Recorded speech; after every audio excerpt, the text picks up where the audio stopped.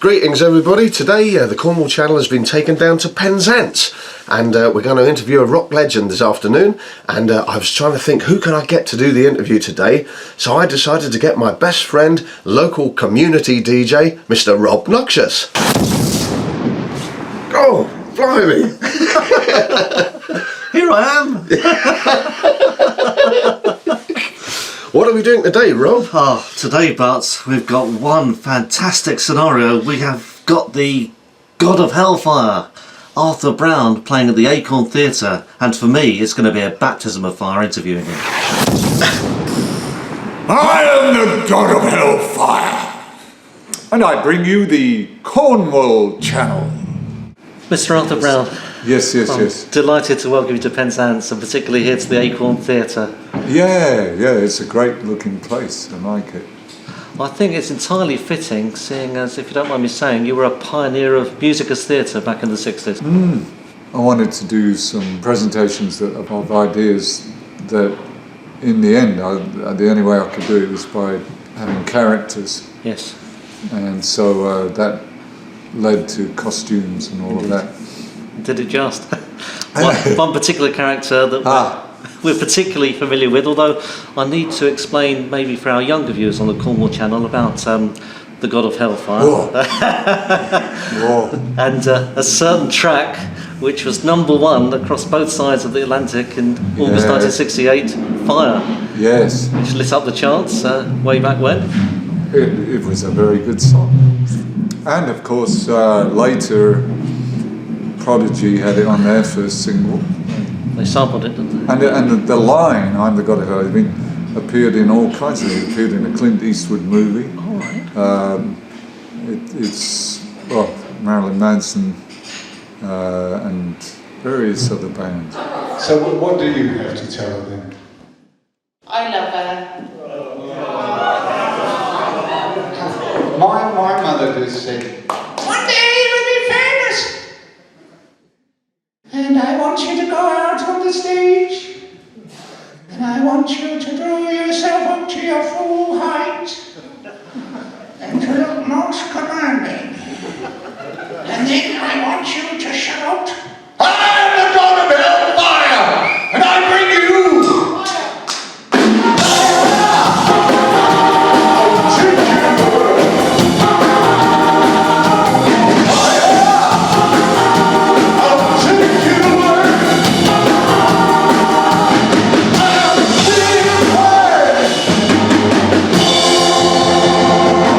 Well, he did say, I believe, without Arthur Brown there would have been no Alice Cooper. Yeah, he did. Yeah, he's a generous guy, and he took it his own direction, all of that theatrical stuff, and I particularly saw a lot of him in his earlier days. He was great.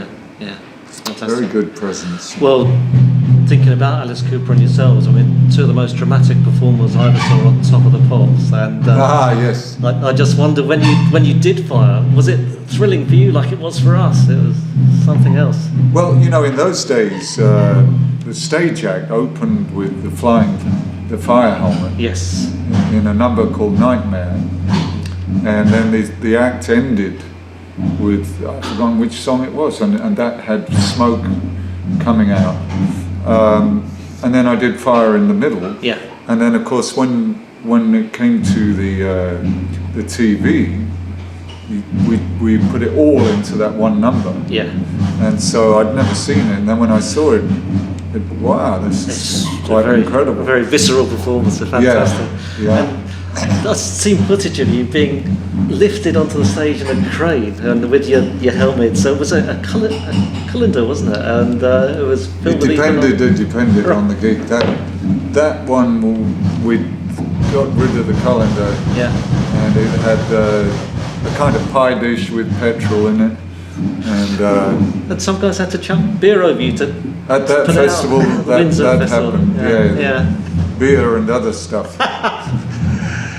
And then I had a suit made out of this white material that covered it all with the flaming stuff. All right. And then it all caught fire. So they they had to bring on this fire blanket and wrap me in it while I was dancing. And of course, if you're a performer, you don't want to stop. No, no. So I just kept going. Well, the good news is Penzance fire station is less than a mile away. So.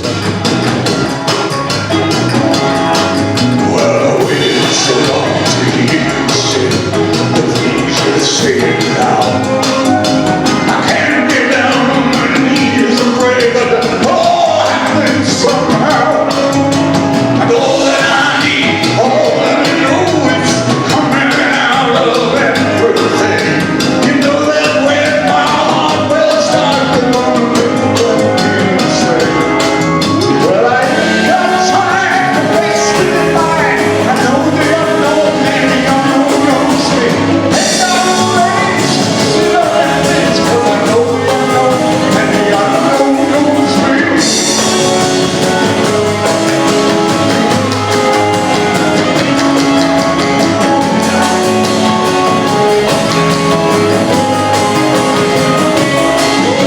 I believe your show's described once as unusual and exciting by that promoter at the Palermo Pop Festival. Oh. Well, that was for another reason altogether. Indeed, wasn't it? indeed. And They didn't like people dancing naked. no, but after all this time, it's great how younger people are so switched on to hearing things. You know, that Yeah. go back a long time. And I mean, since you formed a progressive band Kingdom Come in the early 70s, and Yeah. I know they played down here at Carnan Downs, a little village on the outskirts of Truro. It did, yes. And you had Hawkwind in support, and also a band that became quite famous way down the bill. Was that Queen? It was Queen. Yes, yeah. I remember that one. and that band was also the one that was the first to do away with the drummer and have a drum That's right. machine. Ace Bentley. Yeah. Yeah, the Which- rhythm ace. Yeah. And actually, coincidentally, the VCS3 player from that band, Synthesizers, you pioneered. Victor synthesizer. Pereno, Yes. he arrived yesterday, the day before yesterday, from Detroit, and he tells me, which we've never been able to find, he has some footage on a small camera Alright. of that band, which we've never found any footage anyway. Gosh. Well, because I know you have a long association with Hawkwind and Yeah. and Queen being down the bottom there nearly. It was quite something. It was August Yeah. 71, I think. Yeah. Yeah, it was before they Trinity really Hotel. hit it big. Yeah. And what most people don't remember is that actually Queen was a progressive band that Yes. hadn't to become popular. That's It wasn't right. like a pop band.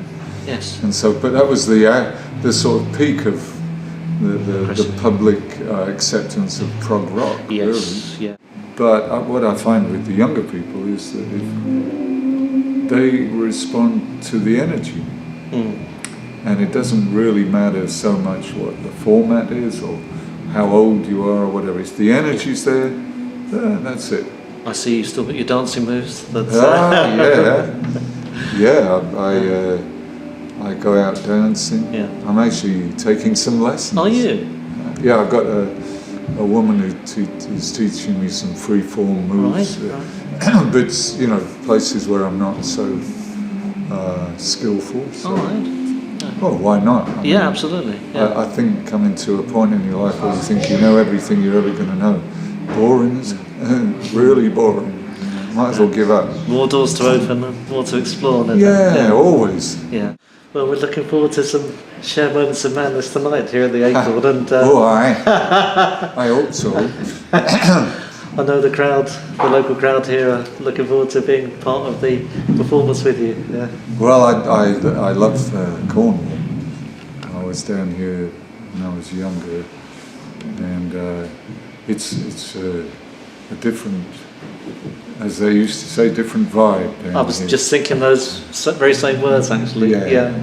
And one that you know I find very very welcoming, and it's kind of unique. Yes. Well, we're delighted to have you here, and thank you so much for My being pleasure. part of our evening tonight. Wonderful. Thank you for your time, Arthur. Great.